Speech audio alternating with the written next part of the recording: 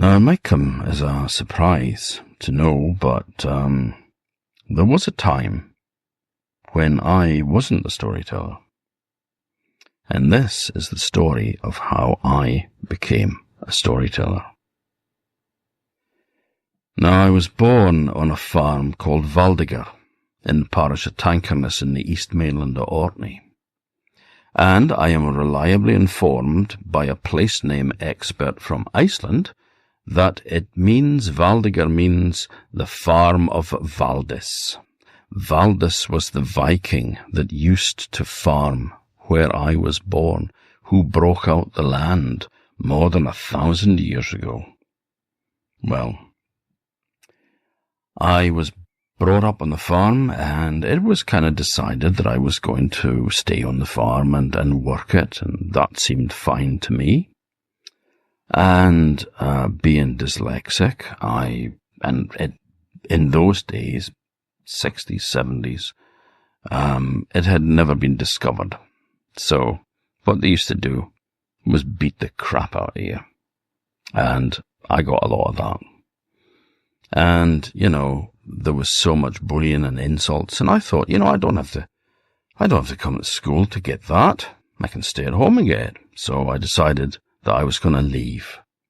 And I left school at 14. Now, that wasn't very legal, but, who's counting?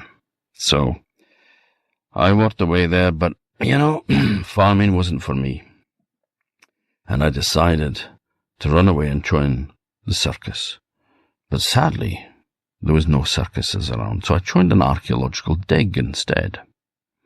And I worked as an archaeologist, and I loved that job. But then that came to an end, and I had to find some other kind of employment.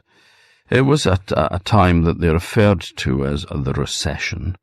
Recession, depression, austerity. It's amazing how many names rich people can find to basically screw the poor.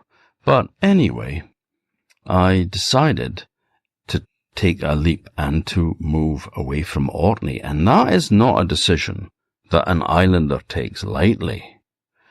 But I went over to Caithness, and I turned right, and I headed along the coast, and I went to Sutherland. And I was looking for a place to work there. Now, when I got down to the area near Tongue, I found a farm, and the farmer was needing somebody to work on the farm, in the hay. So I said, well, I can do that. Plenty of experience. So I did.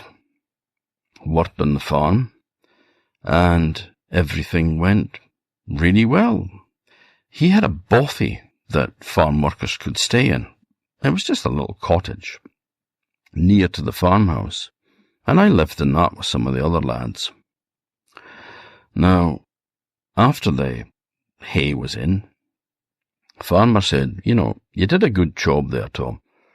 Would you like to stay on and work in the harvest? And I said, yeah, sure, I can do all that stuff as well. So the time passed, and I worked in the harvest, and they got it all in, and then they had a party. It was great.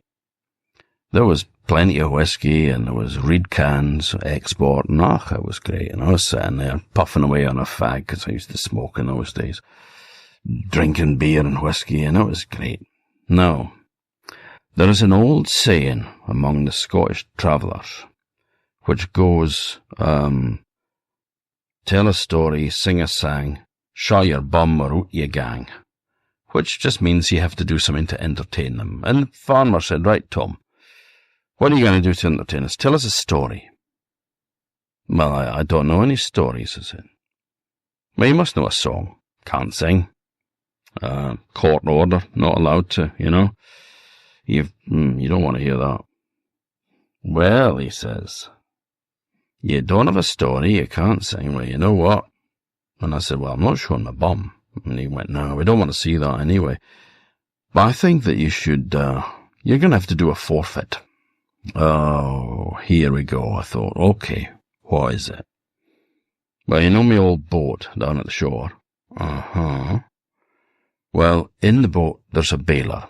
A scoop for scooping out water that's come in. I want you to go down and bring it back. And? No, that's it. I just want to use it tomorrow for the measuring out some feed for the cattle. That's it. Go down to your boat and get the baler. Yeah?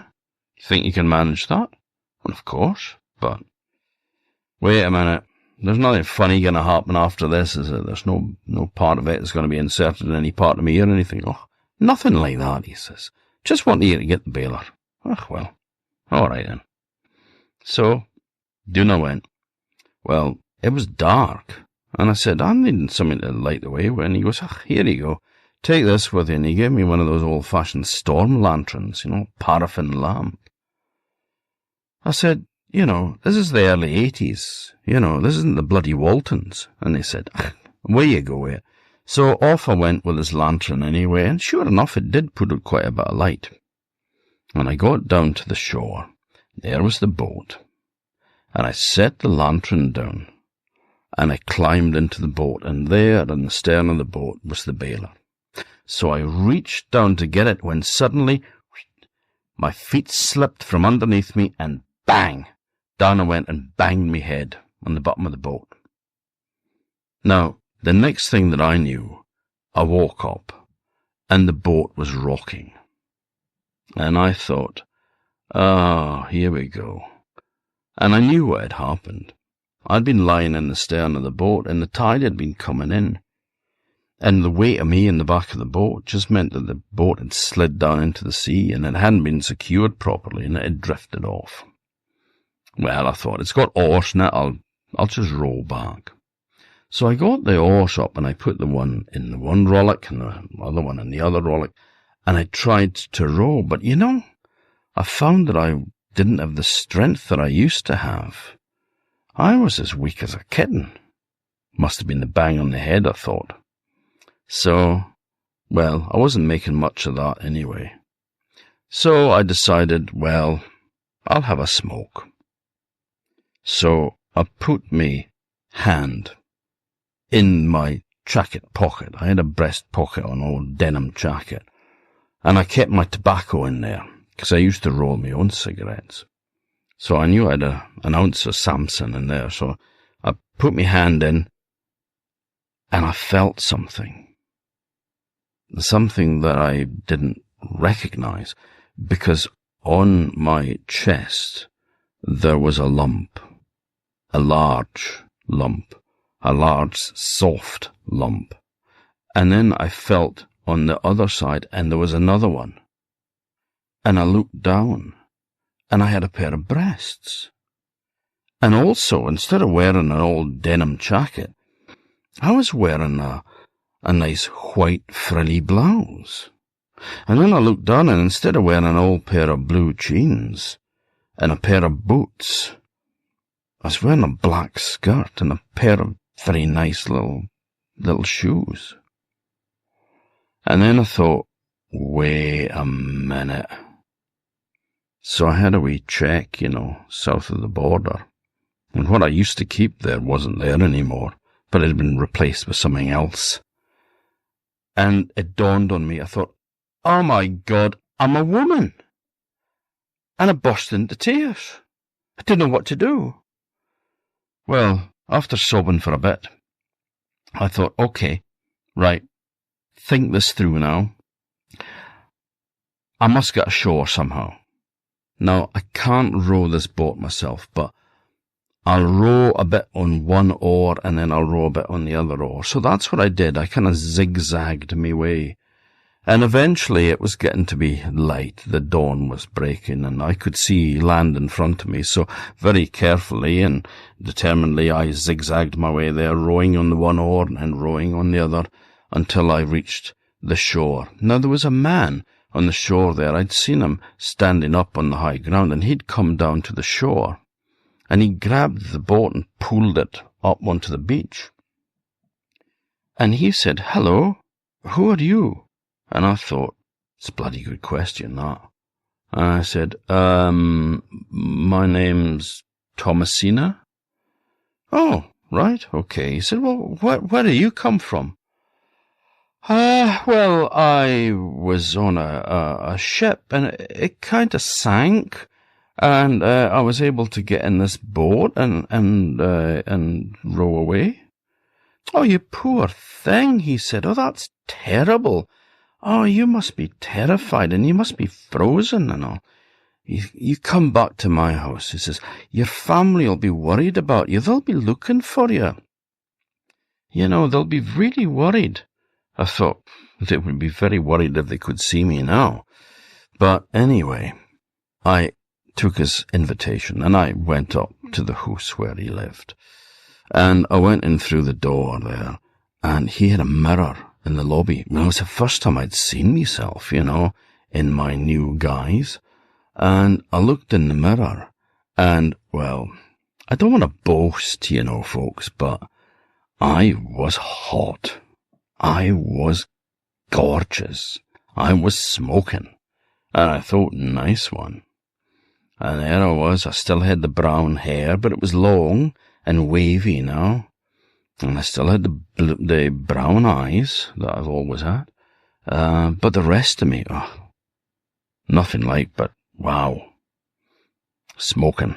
So I went through, very happy with myself, and had some breakfast. Now, I stayed living with this guy. His name was Andrew, and he was so sweet and so kind. And he did everything for me. He was an absolute gentleman. Couldn't fault him at all. And of course, time passed, and no family came looking for me, obviously. And, well, you know, I mean, poor man, you know, he was only human. Of course he was going to fall for me. I mean, who wouldn't have? And one day he went down on one knee and he said, Thomasina, would you make me the happiest man in the world? And would you be my wife? And I said, all right, finehead. Well, what the hell else could I do? I mean, there I was, stuck in a strange place, in the wrong gender. You know, I mean, what was I going to do? So I married him. Oh, I'll tell you, ladies, my wedding dress was gorgeous. I didn't go for that big meringue things that they were doing in the 80s, you know. It wasn't a Lady Di effort. It was just a really simple but elegant silk dress, very kind of tight and long ankle length dress, but really, really kind of smart, you know, really stylish. And at the wedding, well, it was funny because folk remarked that they'd never seen a bride drink so much whiskey on her wedding night before. And we had a great old time. And then, you know, time passed, and there was the day that I started getting the cravings for eating firelighters, and I thought, that's strange, never had actually any urges to eat firelighters before. And I started getting sick in the morning as well, and then I realized I was pregnant. Well, so, anyway, the time came and I gave birth to a little boy, and we called him Andrew, after my dear husband. And he was the apple of his father's eye, and mine as well. Lovely, lovely wee boy. And time passed, and the cravings for the firelighters came back, and so did the being sick in the morning, and I had another wee boy. And this time we called him John, after my dad. Now, time was passing, and, you know, we were really happy together. We were a lovely little family.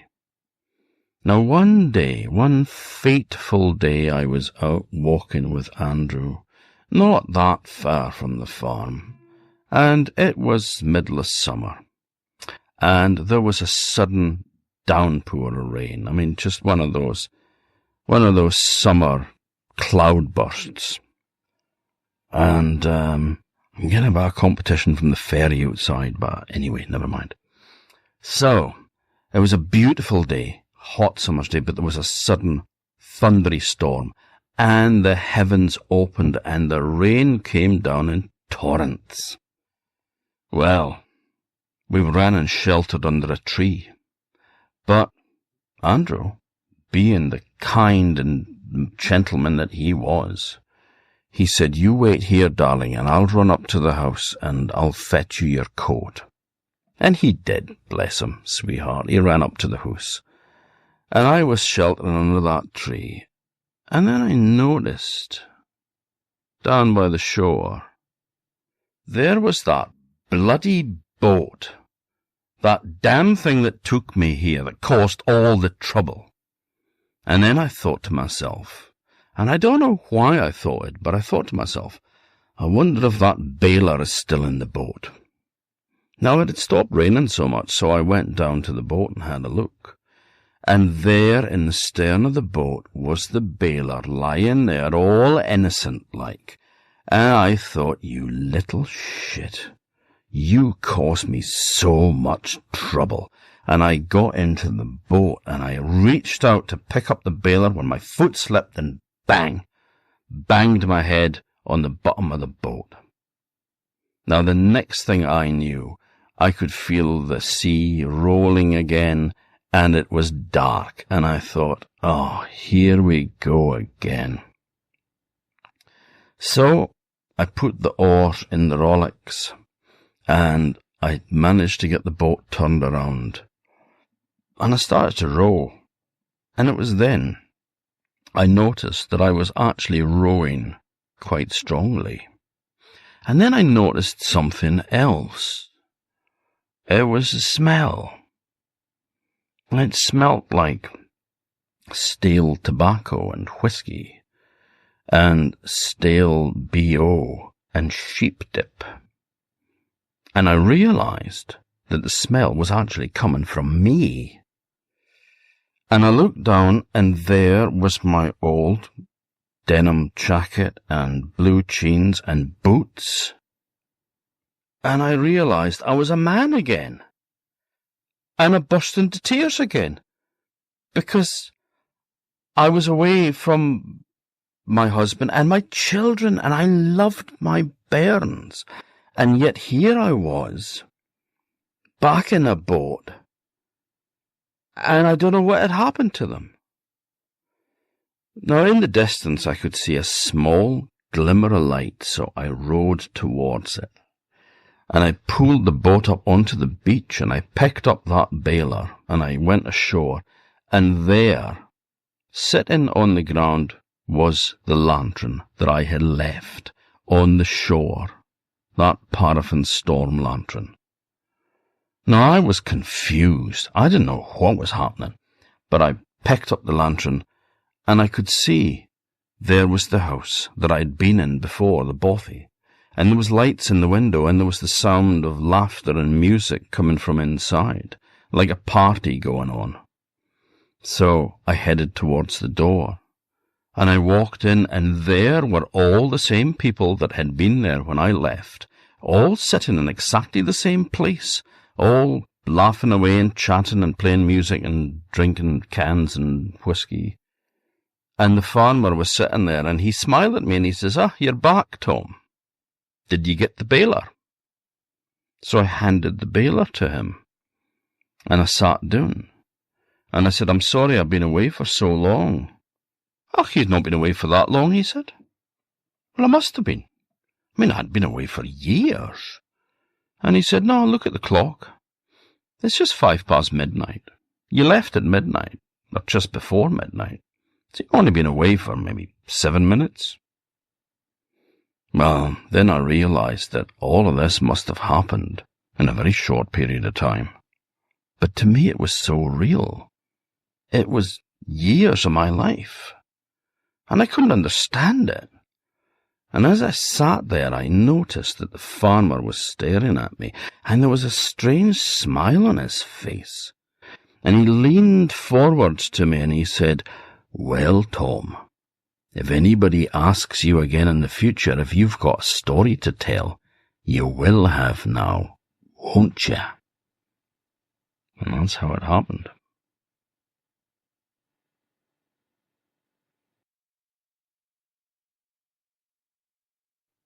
Now, this is a story from Orkney, where I'm from. It's called Norn and the Finfolk. Now, there was once a family who had a daughter called Norn. And one evening Annie was sent down to the shore to get a pail of seawater to boil their supper in. You see, back in those days, salt was very expensive, so people used seawater to boil things in to season it. She went down to the shore. She never came back. And her family were worried sick, and they searched and searched for her, but there was no sign of her at all. And the old women said, maybe the trows have got her. Maybe the trows carried her off to their mound. And they said, well, it was a foolish thing to do, sending that lass down to the shore in the evening when the sun had already set, and her being on that stretch of land between high and low water. That's a dangerous place to be. That's where supernatural creatures dwell. That's where magic is at its strongest. But anyway, the family never saw Annie again. Now, there was a ship that sailed to Norway, and among the crew was Willie Norn, who was a cousin of Annie's. Now, this ship had sailed, and when it was out into the North Sea, suddenly a storm blew up. Just came from nowhere. And it blew and it howled, and that ship was tossed and turned, and the crew were running around pulling down sails and doing everything they could, pumping away to keep the water out of it. But the gale raged on and on and on, and one day turned to 2, and 2 days turned to 3, and 3 to 4, and 4 to 5, and they were caught in the teeth of that storm for about a week. And by this time the men were exhausted. They could hardly move. They were so tired and so sore. But their lives depended on it, and they had to keep going. But then, just as suddenly as it had sprung up, the gale abated. And then, calm weather came. But it was a strange calmness. It was too calm. The whole surface of the sea was like a mill pond, and there was not a breath of wind to stir the torn and tattered sails. Now, the men waited. They were able to rest at least during this time, and they got the ship all put to rights again. But there was not one breath of wind to stir the sails at all, and they lay there becalmed, and a fog rolled in about them and enclosed them, and they were frightened. They'd heard stories when they were bairns about a ship that was bewitched and was held in the ocean just like they were, and it was held there for so long that all the crew died, and the ship rotted on the surface of the sea. Bewitched they were, for sure, they thought. And they were very worried, but what could they do? They tried everything, but nothing. Not a breath of wind, fog all round them. They didn't know where they were. Now, after several days like this, they were, of course, becoming desperate by this time. But one of the men saw, coming out of the mist, there was a small boat was being rowed towards them. And as it got nearer, they could see that there was a woman at the oars rowing towards the ship. Well, they became fearful. Who can be out here in the middle of nowhere in a boat, a rowing boat? Maybe she's a witch. Maybe it's her that put the curse on us. Maybe it's her that bewitched the seas and took the winds away. And they were debating as to what they should do when the boat pulled up alongside the ship and secured itself. And then the woman jumped over the rails. She sprang over them just like she was a cat and landed on the deck. And Willie Norn recognized her as Annie, his cousin, who had disappeared off the shore, and he said, "My mercy," he says, "is that you, Annie Norn?" "Yes," she says, "Willie, it's me all right. And I'll tell you this," she said, "if blood wasn't thicker than water, you wouldn't see me here today. But I've come to rescue you. Now," she said, "helmsman, set that wheel that way. Set course in to the starboard." Well, the man did what he was told. She was barking orders out of her like she was a born skipper. And the thing was, the men were so shocked and surprised and desperate that they were happy to do whatever anybody told them. And so they followed all her directions, and they were able to catch just the faintest trace of a breeze. It just stirred the sail. But it was just enough to push the boat around.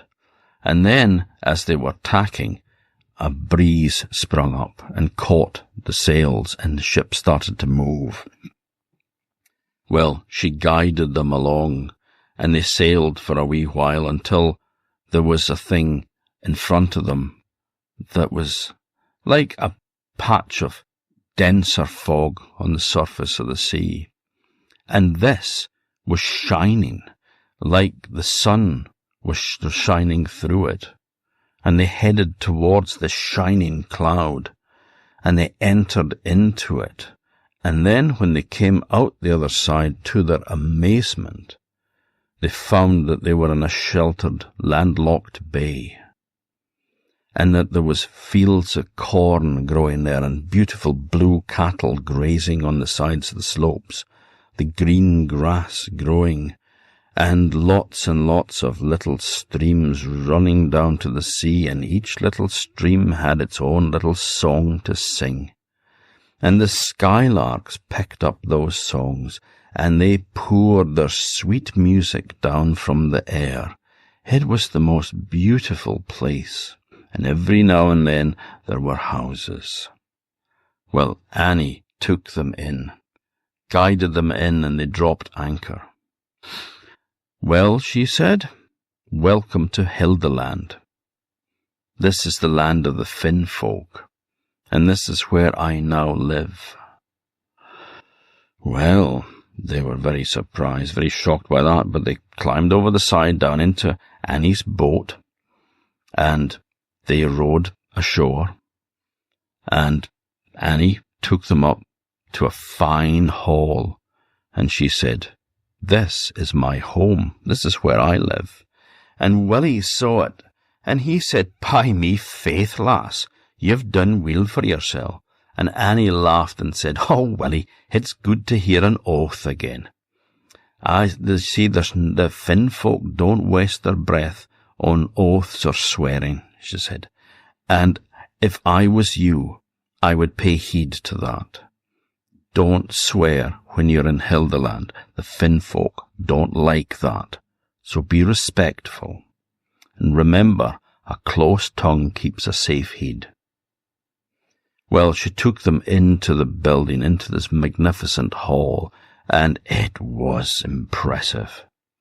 And then she took them up the stairs, and she showed them to various rooms, and every room had a lovely feather bed in it. And she said, "Right, now sleep. Sleep for as long as you want, 'cause I know you're dog-tired. You're weary with your toil. So rest here and sleep. You'll wake refreshed." And it didn't take a second telling. The men went to their beds, and they were so soft and wonderful, and they slipped into a deep sleep with not a trace of a dream in it. Well, whether it was magic or not, who knows, but they all woke up at the same time. The Finfolk are known for their magic, you know. Now, they all left the rooms and they all went downstairs, and there in the hall there was a huge feast prepared for them. And Annie and her husband sat at the top table, and all their neighbours had come as well to greet them, and there was a great cry of welcome when they came down, and they were seated at the high table, along with Annie, and they were feasted there, and they were given blood-red wine to drink. "Welcome," said the man at the big chair, who was Annie's husband. "Welcome to Hildeland, the Finfolk's land above the waves.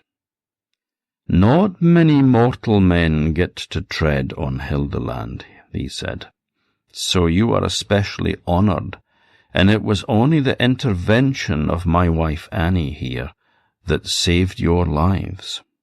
And so they all toasted her health, and they drank, and they ate, and they talked, and music was played, and songs were sung, and it was just the most magnificent feast that they had ever had, and they ate their fill. Now, after they had done eating and drinking, Annie said, "Now it's time for you to return home. It's time for you to go." And she said, "We've got everything prepared for you." "But," said the skipper, we don't know where we are. I mean, how do we get back?" "Well, we thought of that too," said Annie. "And as well as some stores to take with you, you will find, tied up alongside your boat, there is a pilot, and he will guide you back safely back home. But you have to pay a pilot's fee. It's a silver shilling each."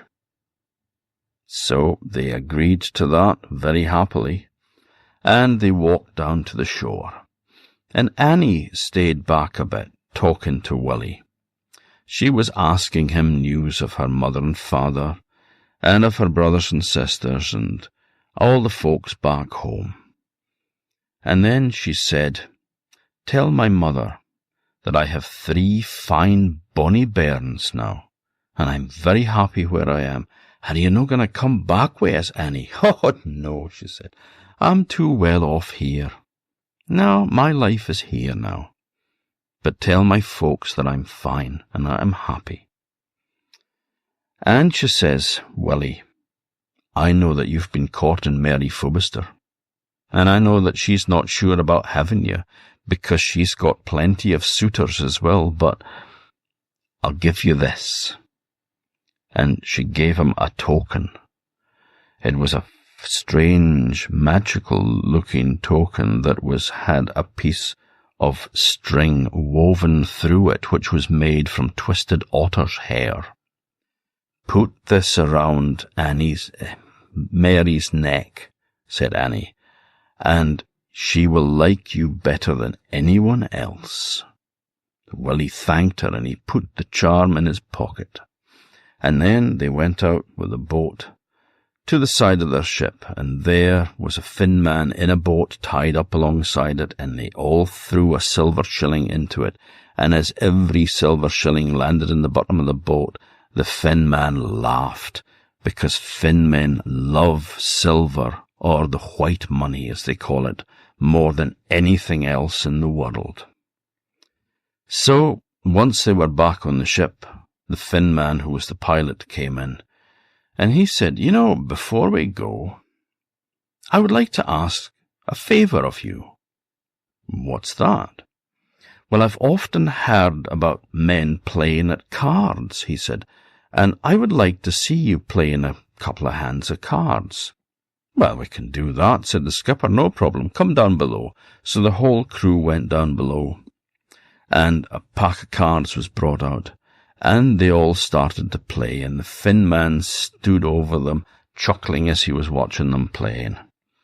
Now, whether there was something in the drink, or whether it was the Finn man's magic, because they are powerful sorcerers, I don't know, but sleep overcame them.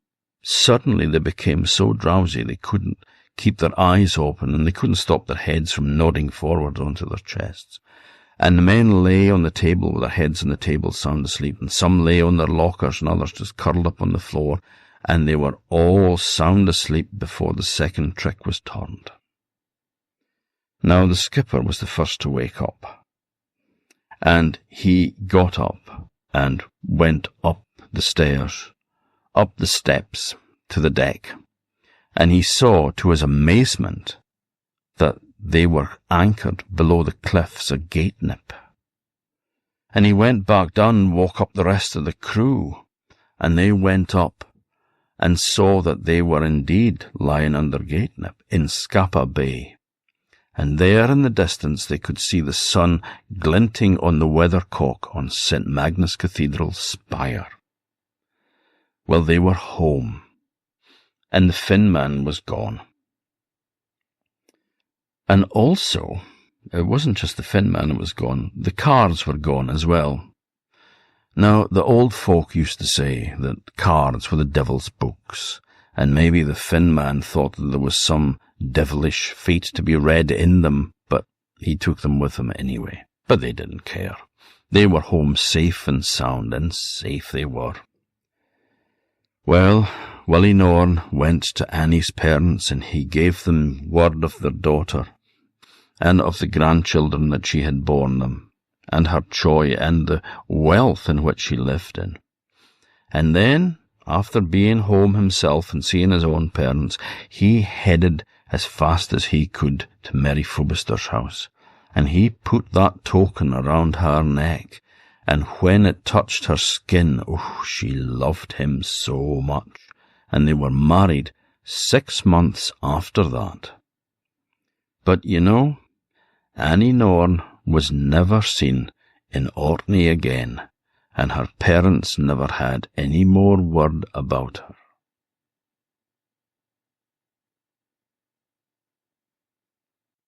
Now this is a story from the west coast of Orkney, from the Bay of Skaill in Sandwich. The thing is with a lot of Orkney folk tales is they're very site-specific. And if any of you have visited the Stone Age village at Skara Brae and seen the church across the bay from it, St. Peter's, this is where this story happened. It's called The Death of the Finn King. Now the Finfolk lived under the sea. They also lived on floating islands, but it was under the sea where their main abode was, and that is where they spent most of their time. It was said that they were called Finfolk because they had fins, which could be wrapped around their body to look like clothes, because they were powerful sorcerers. Now the Finfolk were also very good fishermen, but there was a problem arose with the people from Sandwich, because the people from that area around the Bay of Skaill had accidentally trespassed onto the Finn King's own fishing ground and taken his fish. And he was furious, and he declared that no more fish would ever go on a hook of a Sandwich man. And he laid a curse on them, and he enchanted all the fish in the sea so that they would not take a hook that had been baited by a mortal hand. Well, the people in Sandwich were getting desperate. They were going out with their boats, and they were throwing their line over the side with the baited hooks on it, and there was plenty of fish. They could see them swarming around down there in the depths, and they would swim around the hooks, and they would look at the bait, but they would pay no attention to it at all. Not one of them would take a hook. Well, they realized that there must be some enchantment here, and so it was decided to consult an old spaewife who lived at the house of Boken. So they went to see her, and they set forward their problem, that the fish no longer would take a hook, and they relied on fish for their food. If they didn't have fish, they would starve over the next winter. It's a problem, said the old wife, and I know exactly what's wrong. The Finn King has put a spell on the fish. They won't take hook. They won't bite your bait. So you have to break that spell. And this is how you can do it. You must get a 6-oared boat and have a crew of 7 young men, all of whom have to be unmarried. And then you must set off out to your usual fishing grounds, and 6 of you will row, and the 7th will steer. And the 7th will bait hooks while you are rowing out to your fishing ground. And then he must say a little charm over the sinker stone. He must say between me and thee, and then throw the line over the side, let it go down to the bottom, and then pull it out, clear of the kelp seaweed.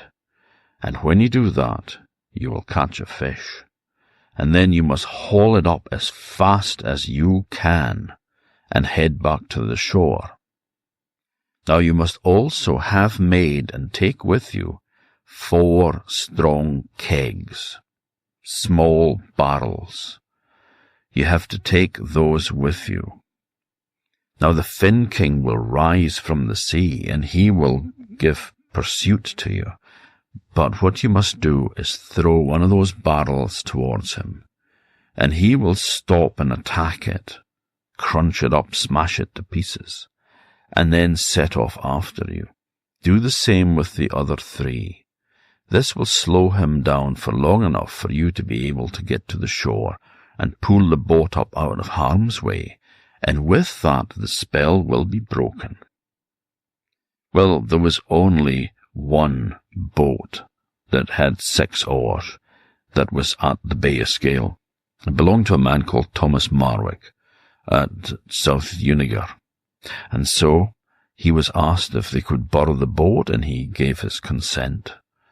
And the men were made ready. The 7 of them volunteered. They knew what to do. 4 strong little kegs were made and put safely in the boat. The fishing line with the sinker stone with it, the Darrow stone as it was known, was made ready. Bait was secured, and then the men pushed the boat down to the water. Well, a big crowd of people had gathered on the shore to watch this, and they stood there, hardly daring to breathe as the men rowed out. They positioned it so that the cliff at Row was directly opposite Scarrow, where Scarabray, the Stone Age village, is now. So once they'd lined up that mound with the edge of the cliff, they knew that they were in the right place. And the man who was steering, he took the baited hooks, and he said to the sinker stone, "Say between me and thee," and he threw it over the side. He let it go down to the bottom, and then he pulled it up clear of the seaweed, and immediately they caught a cod. They pulled the fish on board the boat as quick as possible, took it off the hook, threw it in the bottom of the boat, and then turned the boat and headed back to the shore as fast as they could. There was a great surging and foaming in the water, and there, breaking the surface, was the Fin King. He was huge, as big as a peat stack, they said. And he was mad. He was furious. And he set off after the men in pursuit. He was after their lives. Well, when he got close, the man who was steering threw the first keg over the side of the boat, and the Fin King stopped and attacked it. He crushed it, splintered it to pieces, tore it to shreds, and when it was all just matchwood, he then set off and swam after the boat again. A second keg was thrown to him, and again he stopped and attacked it, smashed it to pieces, and then set off in pursuit again. The people on the shore were shouting and screaming. The men kept rowing as hard as they could. A third keg was thrown over the side to the Fin King, but this time the Fin King didn't stop to attack it. He grabbed it, and he crunched it between his great webbed fingers. But he didn't stop. He still swam on as he crunched up the barrel. Well, this was a problem. He was catching up with them now. They still had a bit of a way to go. The minister who was standing on the kirk brae shouted to them to head towards the kirk. Head to the Holy Hoose, he said. And so they changed their course slightly to head towards the church. Well, the Fin King had finished destroying the third barrel, and he was now nearly at the boat, his great webbed hand stretched out of the water, and was just about to clutch the stern of the boat and tear it clean off, when one of the men, the man who was on the stroke oar, a man called Johnny Brass, he sprang up and he grabbed the last keg, and he threw it with all his might at the Fin King's head, and it crushed the Fin King's skull. Well, with that, the boat grounded, and many eager hands grabbed it and pulled it up safely up to the boat mast. And so the spell was broken, but so was the Fin King's head. And he lay there in the surf, rolling backwards and forwards as the sea ebbed and flowed. Well, they pulled up his body, and he was dying. He wasn't quite dead, but he was making a sort of a grunting, snoozing sound as he died. And when he was dead, they piled him up on a pyre of stones, and they built up a lot of combustible fuel around him. They took as much wood as they could find. They used heather and dried grass. They had dried seaweed from the beach, and lots of peats, and they covered over the Fin King's body with this, and they set it on fire, and they burnt him in a huge funeral pyre. And then, when he was dead and reduced to ashes, they raised a big mound over the site. And it's still there to this day. They call it the Castle of Snoozgarth, after the snoozing sound that the Fin King made when he died. Well, among the crowd that welcomed the men back, they were heroes, of course. And one old woman pushed her way through the crowd and headed towards Johnny Brass. Now her daughter was Jenny Irvin, and she was the girl that Johnny Brass was courting. And the old woman threw her arms round her neck and said that he was worthy of her daughter. Even if she was twice as good and twice as bonny as she was, he would still be worthy of her. Well, he loved her, so he was happy to hear this. And after a few months, the two of them were married. And a great wedding feast there was. And they also had their wedding walk, which was the tradition, walking to the kirk. And there the minister had married them, and he said to them, "Say be atween ye both," meaning good luck be with you for the rest of your lives. Now the wedding march was led by a fiddler from Harry, and a gale of wind had sprung up in the meantime, but it didn't stop them from stopping to dance on the top of Sandfield Hill. Well, as they danced on top of Sandfield, with their feet kicking up the sand and the wind, it blew a huge quantity of sand down, and it covered the house, called the Fan, and completely buried it. But Johnny and Jeannie were married, and they did live happily and prosperously for the rest of their days. Now, the nice thing about that story is that a few years ago there was a house excavated in the area of near Sandfield Hill, but it was a Viking longhouse. Now, among the pieces that they found there was a whetstone, and it was made from a kind of stone that you do not find in Orkney. In fact, it's only found in northern Norway, in Arctic Norway. And also, I have found a version of this story in the Lofoten Islands. So it seems that the connection with Arctic Norway and Vikings and Orkney is very strong. And now there are other analyses that show where people were brought up. Isotopic analysis, it's called. Your teeth enamel can show where you were, the water you were drinking. It's a long story, and I won't bore you, but it's a fascinating thing, but it's showing that Viking burials in Orkney comes from Arctic Norway, not just across from Bergen or Stavanger area. And so, It's lovely when a folk tale can back up the archaeological evidence.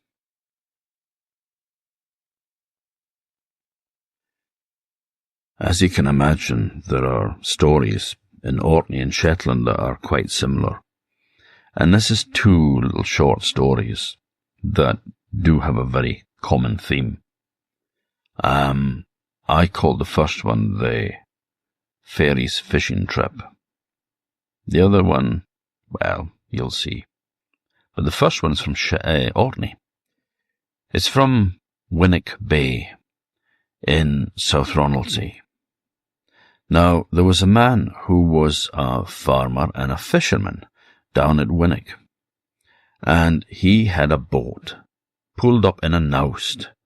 A noust is just like a bite taken out of the banks of the sea, the cliffs, low earthy cliffs. They would be cut a scoop out into it, the shape of a boat, and you'd put it up there, safe, out of the way. Now, there was a few of these boat nousts there, with boats in each one, but the man at Winnick noticed that his boat was wet, and the other ones were dry. Somebody had been using his boat without asking his permission. Now, this annoyed him because he cared for his boat a great deal, and he went fishing with it. It was very important. The fish on the table was the food that went into their mouths, so he couldn't risk anything happening to his boat. And nobody took somebody's boat without asking. It was not the done thing. And the more he thought about it, the more annoyed he got. And then, again, another day he went back down, and again, the boat was not as he left it. There was the ropes in it were folded and coiled up differently from the way that he did it. And again, it seemed like it was wet, whereas the other boats were dry, and he hadn't been fishing with it.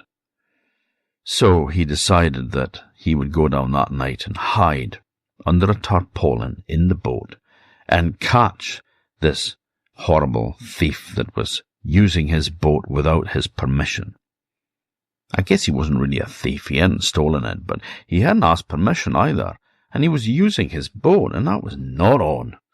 So, that night he went down, and he took a tarpaulin and he hid underneath it in the middle of the boat, and he waited. And when it was around midnight, he heard voices coming, and he thought, here they are now. But there's more than one voice. That's a problem, because there's only one of me, and there's several of them. But then he noticed that voices were not like his voice, or his neighbour's voice, or any other mortal man's voice.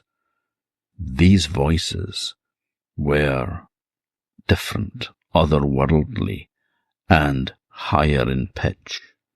And it started to dawn on him that maybe this was the fairies that was using his boat, and he was able to peep out from under the tarpaulin, and sure enough, there was the fairies swarming all over the boat, and they pushed it down into the sea, and they pushed it off, and they set off, rowing away and laughing, and they rowed out a long way from land, and then they stopped, and the man was still hiding under the tarpaulin, but he was able to watch what was going on. And one of the fairies took a little spoon out of his pocket, just like a teaspoon, and he dipped it in the sea, and he brought up a little teaspoonful of seawater and sipped it, and he went, "Nah, no fish here." And so they rowed on further. And then again they stopped after a while, and the little man took out his trusty teaspoon, and he scooped up some more water, and nah, no fish here either. So they rowed a bit further off, further and further out from land. And then, when they stopped the third time, he took out his little teaspoon and scooped up the water, and there's fish here. And so they started to fish. and he heard them saying that there would always be fish there from that day forward. So, very carefully, so that they couldn't see him, he was able just to look out at the land and to see where they were by lining up like a headland against a house or against a hill. He was able to mark what they call the meads, so that he would be able to find his way back to that little fishing ground again, because he knew that if the fairies were using it, it must be good. And then, after they'd filled their boat with fish, they turned it around and rowed back to shore, pulled the boat up to the nowst, took their catch with them, and were away. Well, the man never tried to prevent the fairies from using his boat after that. But he went back out, and he lined up those landmarks so that he could find his way back to that exact spot again. And he threw out his hand line with hooks on them, and the fish were just fighting over taking a hook. And he had a wonderful catch of fish.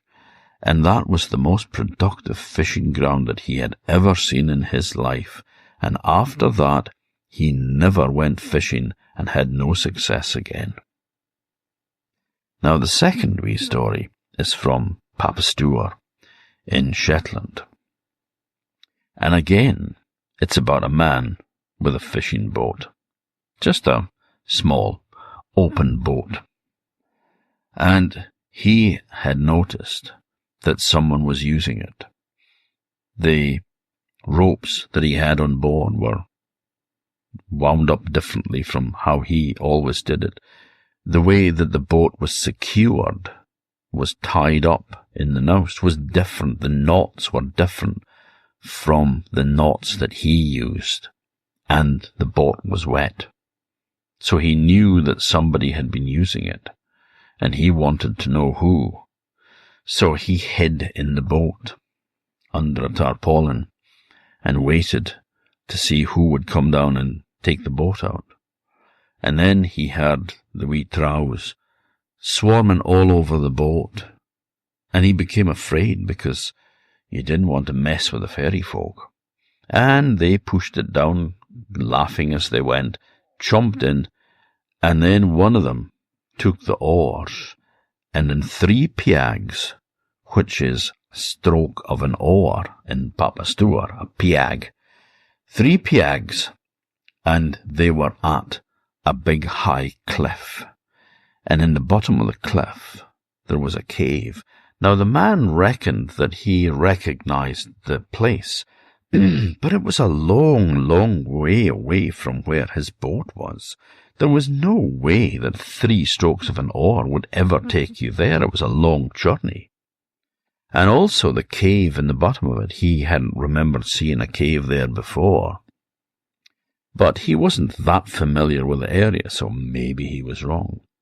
And then they pulled the boat up and they headed off into the cave, and they came back carrying 3 barrels. And the little men were singing, "One for us, one for us, one for us." And the third one was singing, "One for the owner, one for the owner, one for the owner." And they jumped into the boat and they put down the barrels. And then 3 piags at the oar, and they were back at the nowst. Pulled the boat up, secured it, and then they took the 2 barrels and they went off with it. Now they left the third, because that was for the owner, and they knew that he was under the tarpaulin. But they set off with it anyway. Well, he took the barrel and he brought it home with him, small keg, but a good-sized thing. And he pulled the bung in it and had a sniff, and it was brandy. And it was the finest brandy that he had ever tasted in his life. It was so good.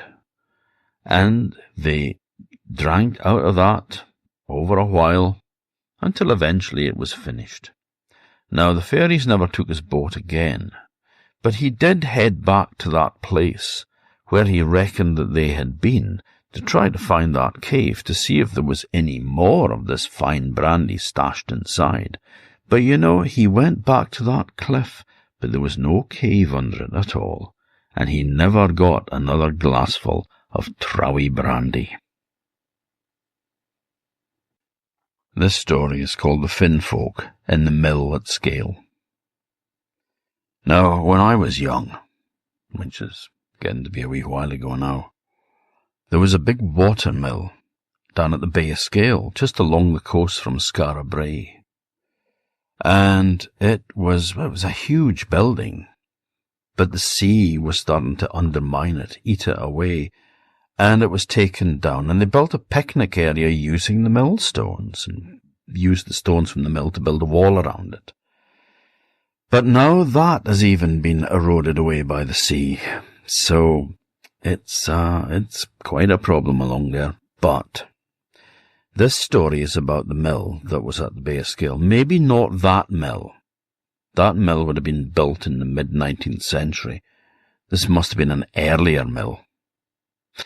Now, the Finfolk live in the sea, as you know, and they were swimming around in the Bay of Skaill, and they used to come up on land, and they would raid the mill, and they would terrify the miller, and they would carry off all the meal, all the flour that had been ground, and they carried it away with them to their holes under the sea.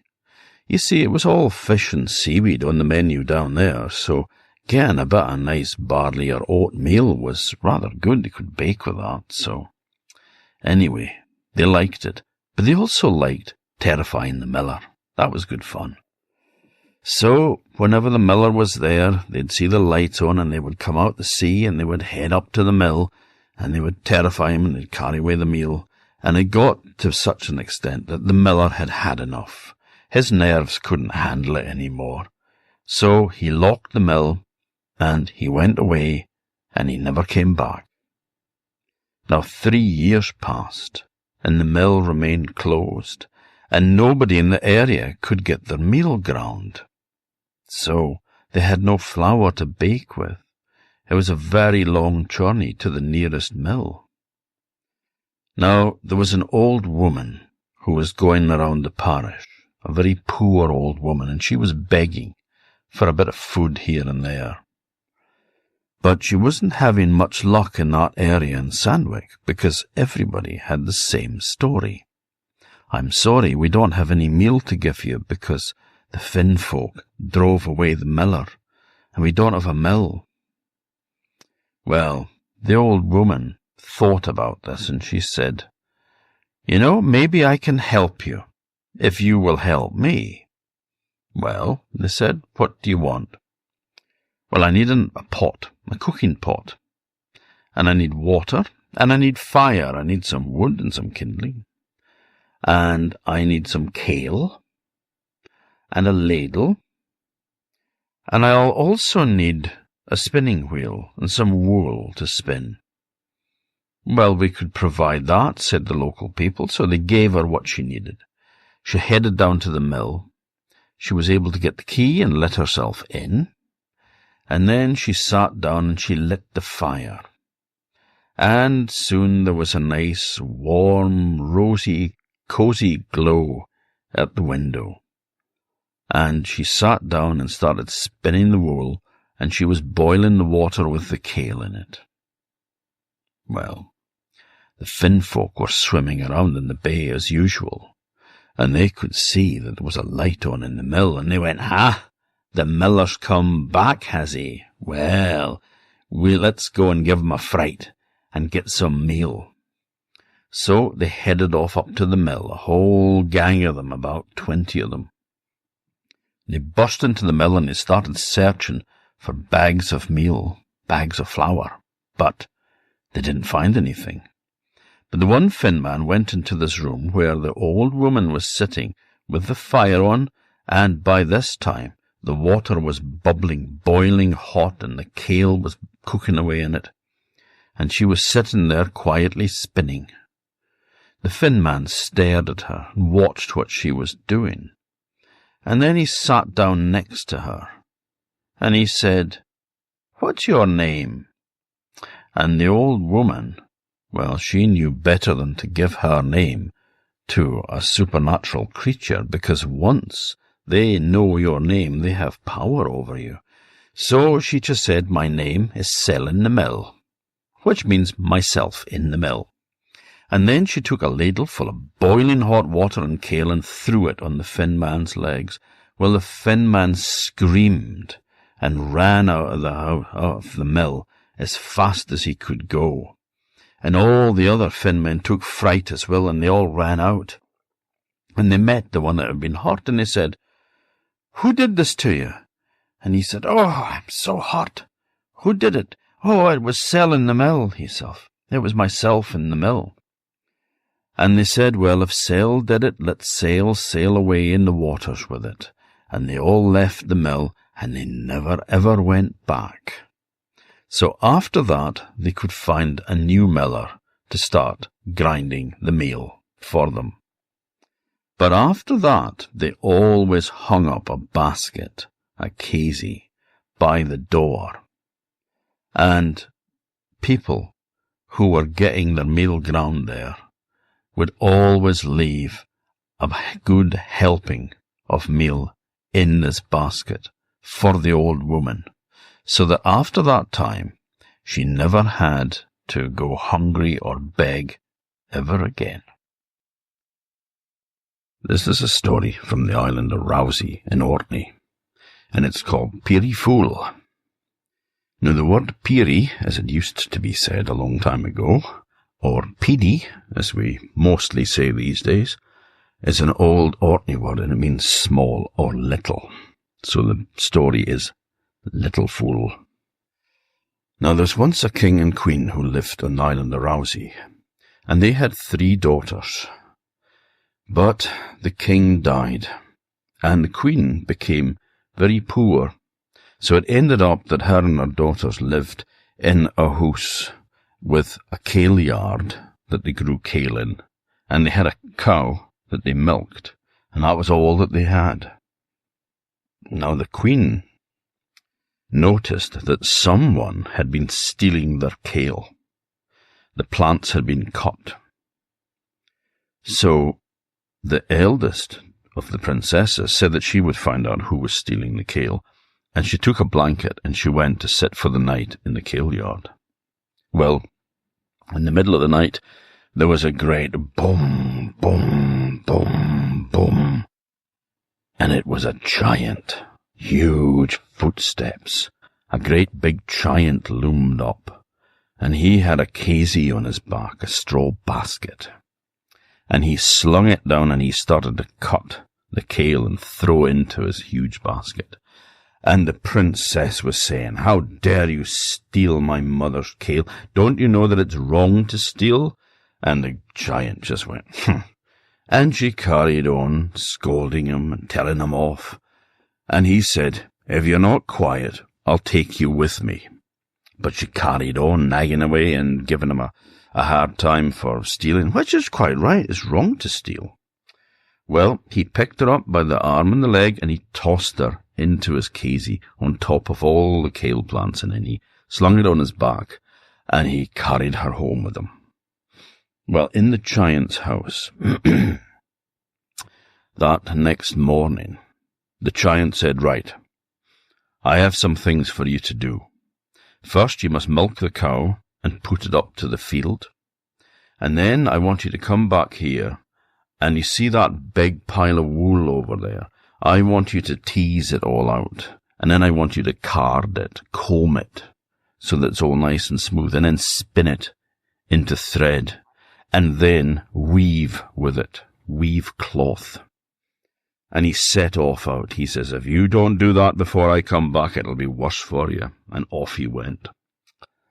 Well, the princess milked the cow and put it up to the field. And then she went back, and she was hungry, so she thought, "I'm going to have some breakfast before I do anything more." So she found a pot, and she made herself some porridge. Now suddenly, she found that she wasn't alone, because a whole lot of little yellow-haired people came flocking in through the door, tumbling over each other in their excitement, and they all jumped around the pot, and they said, "Oh, we're hungry, would you give us something to eat?" And she looked at them and said, "Little for one and less for two, and never a grain have I for you." And she refused to give them even a taste of it. Well, when she'd finished eating, she set to work on the wool, but she could make nothing of it. The wool wouldn't work. Whatever she did, it just curled back exactly the same as it was. So when the giant got home, she hadn't finished the work, and he wasn't happy. So he was a cruel giant. He tore a strip of skin from the top of her head down her back and over her heels, which meant she couldn't move, and then he threw her over the rafters alongside the hens. Well, the next night he did the same thing, back to the kail yard to steal more kail. The middle princess was waiting for him this time, and she was giving him his character, I can tell you. She was saying, "How dare you, stealing from us, and we have very little, and you're coming in here and stealing all our hard work. Shame on you." "Be quiet," he said, "or I'll take you with me." But she wasn't quiet. She carried on lecturing him and scolding him. And so, when he'd finished, he picked her up by the arm and the leg, and he tossed her in the casey on top of the kail plants, and he slung it on his back, and off he went home with it. Well, the next morning he told the sister exactly the same, that she had to milk the cow, put it out to the field, come back, and then tease and card and spin and weave this wool into cloth. Well, she decided she milked the cow, put it up to the field. She came in, she decided she was hungry and she'd have a wee bite to eat, so she got a pot and she started to make porridge. And in flocked all those little yellow-haired people, all just tiny little folk. And they were tumbling and jumping around there, all excited, and said, "Oh, can you give us some? Can you share your porridge with us?" And she looked at them and said, "Little for one and less for two, and never a grain have I for you." And she wouldn't give them even a taste of it. Well, if the wool didn't work for her sister, it worked even worse for her. And when the giant came home and the work wasn't done, he tore a strip of skin from her head, down her back, over her heels, threw her over the rafters, next to her sister and the hens. Now, that third night he went back to the farm, and there was the youngest princess waiting for him. But instead of, nagging him, she said, "Look, please don't steal our kail.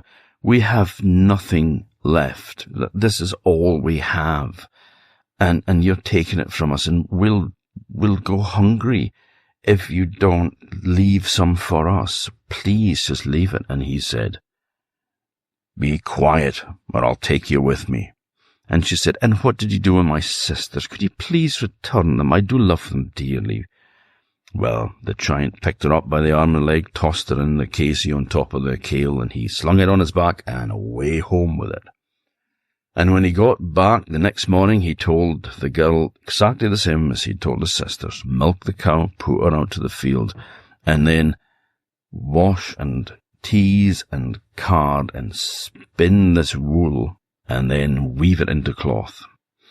Well, off he went, and the girl milked the cow, put it out to the field, and then came in and decided to make herself some porridge. So she had the pot bubbling over the fire, when in came all the little yellow-headed folk, and they were all tumbling over each other, and they were saying, "Oh, please give us some porridge, please, please, please, we're hungry, please share with us." And she was a kind girl, and she said, "Well, if you can find something to sup with, you can join me and eat the porridge." And they ran off, and they came back in with all sorts of weird things. I mean, some had like a teaspoon, other ones had just a piece of a stalk from a piece of heather, others had little bits of broken dishes, and they all sat down with the princess, and they supped porridge until it was all done. They thanked her and left. Now, one of them stayed back, a tiny little yellow-haired boy. And he said, "Is there any work that we can do for you?" "I'm very good at working, especially with wool," he said. "Well," said the girl, "you know, I've got this big pile of wool over there that I have to wash and tease and card and spin and weave into cloth." "Well, I can do that for you," he says. "I can't pay you," she says. "Tell you what," he says, "you have to tell me what my name is, and I'll give you the cloth." So she thanked him, and away he went with the wool.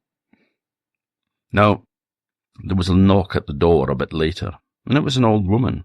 She was an old beggar who was just wandering around looking for something to eat. Well, she asked if she could come in and get a bite to eat, but the girl said, "I'm sorry, but this is a giant's house, and I don't think he would take too kindly if I had people in. So I think it would be safer for you if you went away." Now, but she said, "What news is there in the world? Do you have any news to tell me?" No, the old woman didn't have any news.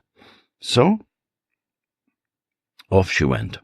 Now, there was a big mound that stood near by the house, and the old woman lay down on the side of the mound to shelter from the wind. And to her amazement, she found that the mound was very warm, and she found herself kind of crawling up it towards the top. And when she got to the top, there was a crack in it, and she could see inside. And it was full of little yellow-haired people running around, all working away with wool. Some were washing, some were teasing it, some were carding it, some were spinning it. And round all of them ran a tiny little yellow-haired boy, saying, "Spin, spinners, spin, card, carders, card. Weave, weavers, weave, 'cause Peerie Fool's my name."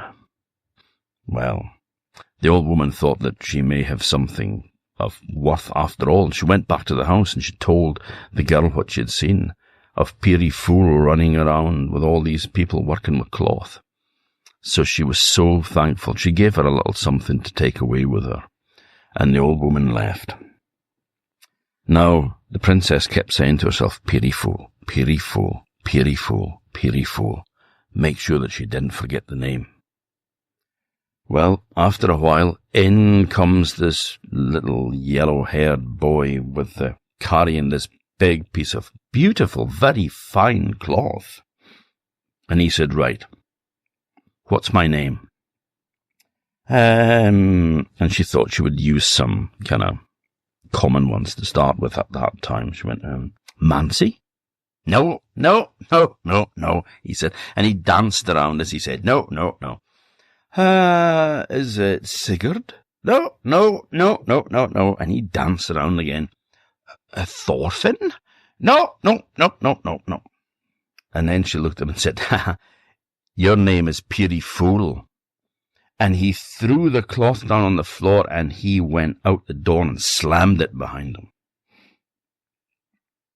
Now the giant came home at that time, and as he was approaching the house, he could see all these little people, and they were all wandering around, and they were a terrible sight. Some of them had big, red, bloodshot eyes that were sticking out of their heads, and other ones had their tongue hanging down to their breast. Well, the giant went, "Ugh, what's happened to you lot?" And they said, "Oh, we're exhausted from weaving such fine cloth." And the giant said, "I have a girl at home, and I gave her some weaving to do. Oh, I hope she's all right." He quite liked this one, you see, because she hadn't nagged him. He said, "Well, I hope she's all right. If she is, I'll never give her any more work to do." And so he went home, and there was the girl with all the cloth, and he was delighted to see her, and also delighted that no harm had befallen her. And so he said, "I will never make you work again," and he was as good as his word. So she lived there, and when the giant left in the morning to go and do gianty things, I suppose, she looked around the house, and there on the rafters she found her two sisters. She took them down and she pulled the skin back up over their heels and up their back and onto their heads. And the skin just stuck back to them without leaving even a mark, just good as new. And they were both perfectly fine, and they were so happy to see their sister. And they hugged her and hugged her and hugged her. Well, the girl decided that she was going to have her own back on this giant for all the nasty things that he had done to her and her sisters and her mother. So that evening when he came in, the sisters were hiding. She said, "Tomorrow, I would like you to do something for me." "What's that?" "Would you take this casey, this straw basket, full of grass to my mother? It's for her cow." "I can do that," he said. Well, what she had done was she filled the basket with lots of the giant's treasure. You see, there was lots of gold and silver in the house that the giant had stolen. So she put this into the basket, and with her sister on top, and then she covered it over with grass. So the giant picked it up, and he carried it home back to their house, and he left it in front of the door and shouted in to the old queen, "Your daughter has sent you this little gift of grass for the cow." Well, he returned home, and the same thing happened the next day. The girl asked him if he would take another casey of grass to her mother for her cow, and she'd piled more treasures into it with her middle sister on the top. The giant took it back, not knowing what was inside, and left it in front of the house as he'd done before. Now that night, the girl said, "Tomorrow I will have another casey of grass for you. And I won't be here," she says. I have some things to do. I won't be at the house. But if you could take this to my mother, I'd be very grateful." "Oh, yes, of course," she said. "I can do that." So she filled more of his treasures in the basket, and she climbed in it herself, and she put some hay over the top, some grass, and covered herself over, and the giant carried it back to her mother's house. Well, the mother and the two sisters were waiting for him at an upstairs window. So when he went past underneath, they had a big pot of boiling water, and they poured it over the giant, and that was the finish of him. And so the old queen had her daughters returned to her, and also a lot of treasure as well, so that they didn't have to go hungry.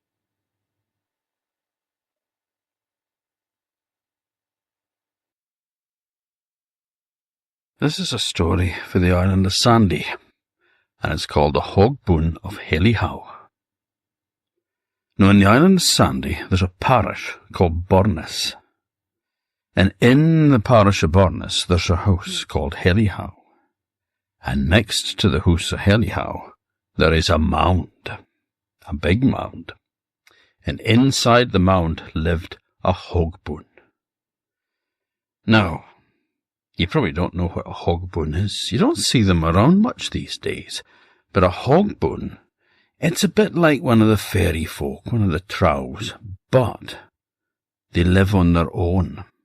And instead of causing mischief and trouble, they actually work on a farm, and they bring good luck to it. They bring prosperity and good luck, as long as you feed them.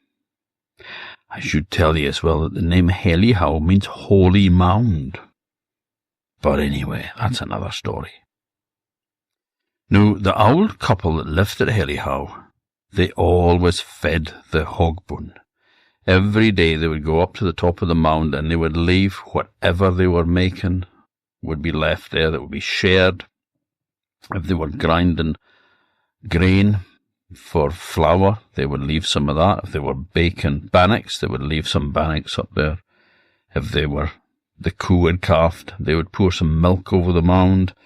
If they were brewing ale, they would pour some ale over the mound, and that way the hogboon got his food, and he sat inside quite happily at his table eating away, and as long as he was looked after and treated with respect, then he would always make sure that everything went well on the farm.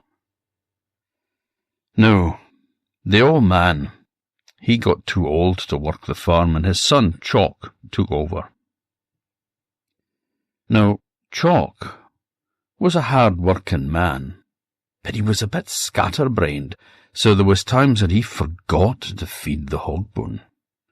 And the poor Hogboon would be standing on top of his mound with spoon in one hand and a dish in the other, waiting for something to come, but looking at the host, but no sign of anyone.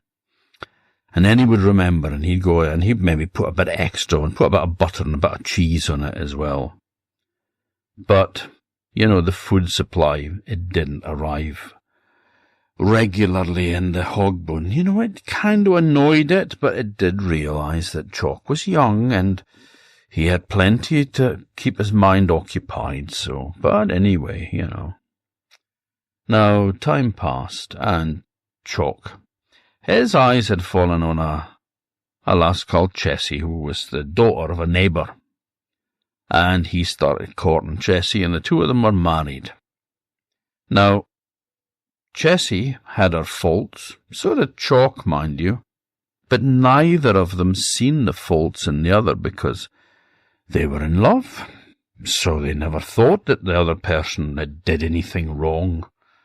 But the one thing that Jessie was she was a bit mean, a bit greedy, a bit selfish. And when their mother used to tell them about Hogboon, she would just laugh in their face and say it was just a lot of superstitious rubbish, figment of her imagination, not something for her to be wasting good food with. Now, one day, Chalk comes in, and he sits down by the side of the fire, and he's tired. Jessie says to him, "Have you fed the cows?" "Yeah," he said. And his mother said, "And what about the Hogboon?" And then Jessie says, "Have you fed the horse?" "Yes," he says. "And what about the Hogboon?" asked his mother. "And you fed the hen?" said Jessie. "Yes," said Chalk. "And what about the Hogboon?" said the mother. Jessie turned to her and said, "What about the Hogboon?" "Well, have you fed him?" "Ha! I'm not throwing away perfectly good food on a figment of your imagination," she said. "No, we haven't fed him, and we won't be feeding him either." Well, the Hogboon was sitting in his mound. Now, he hadn't got anything to eat for a few days. And, he always thought well of the family, so he didn't think that they were ignoring him or treating him badly in any way. He started to worry. Maybe they're ill. Maybe something's wrong. He decided to go down and check that night. So that night, when all the lights went out and everybody in Hellihowe was snoring away, the Hogboon creeped out of his mound, down the slope, into the house. He went to the beds and he had a look, but there they were, all just lying, tucked up, snoring away quite happily. No sign of any illness in the house anyway, he thought. Ah, well, never mind.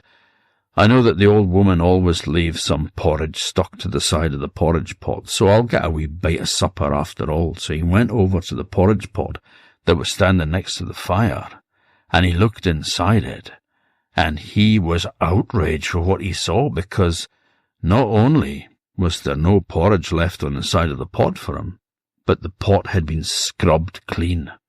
There was not one morsel of food in it. And he thought, right, that does it. If they want trouble, if they want to treat me badly, well, I'll treat them badly too. If they want war, they've got it. And he took the porridge pot and he carried it back up to his mound. Well, the next morning Jessie got up, went to cook the porridge for breakfast, but her pot was gone. "Where's me pot?" she said to Chalk. "I don't know. You must have moved it." "Never touched it," he said. "Why would I?" Well, there was no porridge for Chalk's breakfast that day.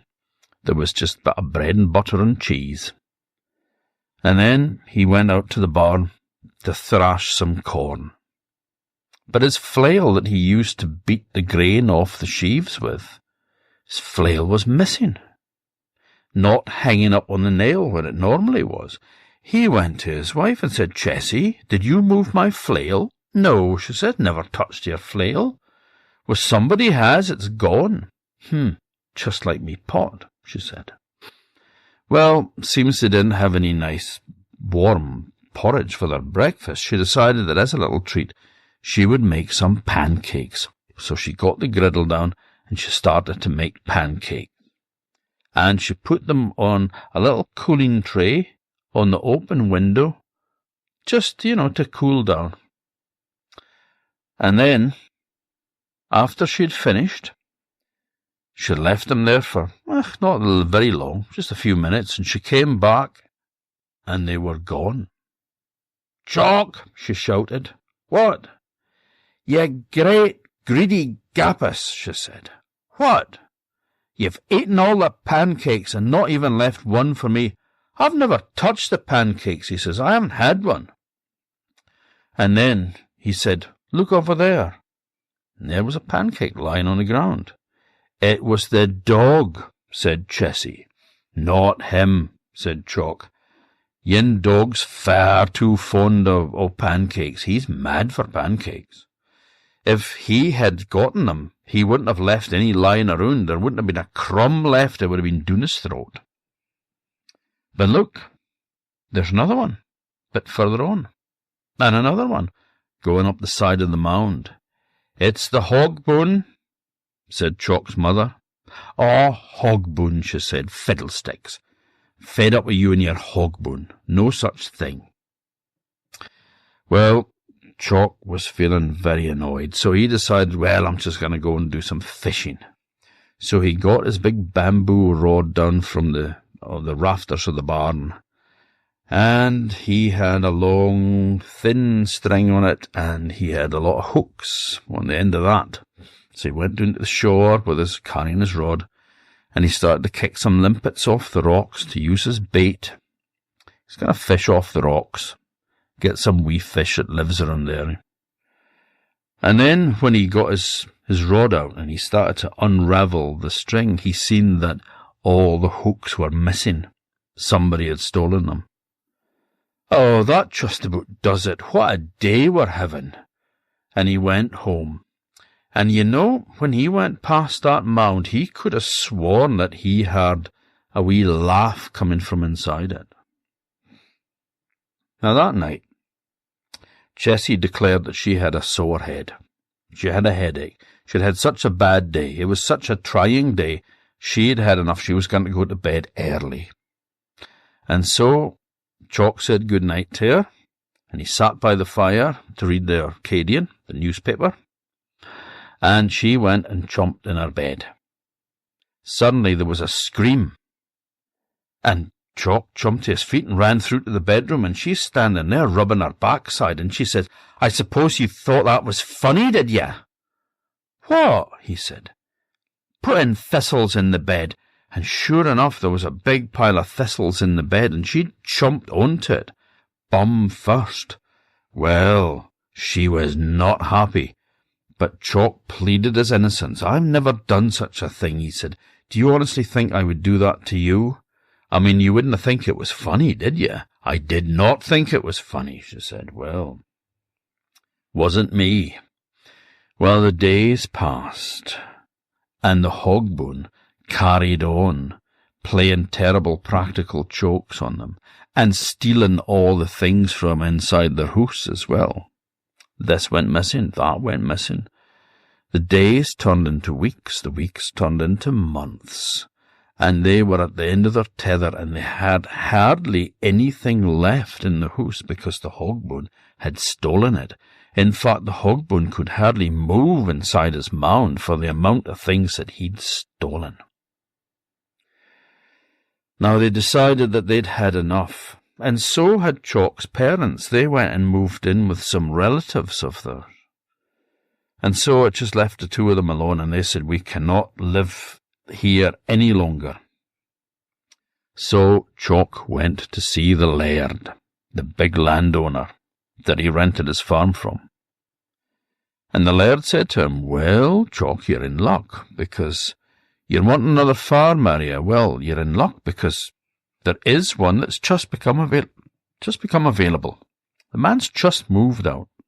And it's way on the other side of the island, just as you were asking."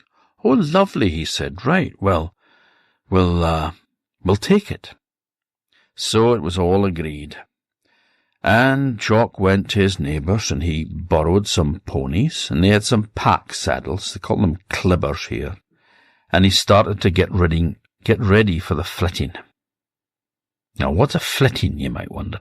Well, here in Orkney, when you flit house, it's when you move house. So flitting is moving house. So it was the day of the flitting.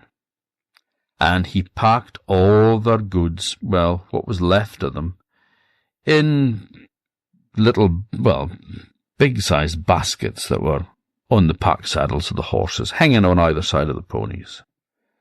And in the front, the first pony, there was the butter churn that they made the butter in. Now, Jock and the wife, they led the ponies and the livestock that they had, they led them all away from Hellihowe, and he was glad to be going away from there. He was happy to see the back of it. He was fed up with that place. And he went on, and it was a lovely day. Sun was shining, and the skylarks were singing, and everything was just splendid. And then, after a while, in the distance they could see their new home, their fine new house. And Jock was congratulating himself that they had finally been rid of this terrible Hogboon, when suddenly the lid flies off the curtain, and the Hogboon sticks his head out and says, "We're getting a good day for flitting, good man." You see, what Jock had forgotten was that Hogboons don't go with the farm. They go with the family. And he'd come with them too.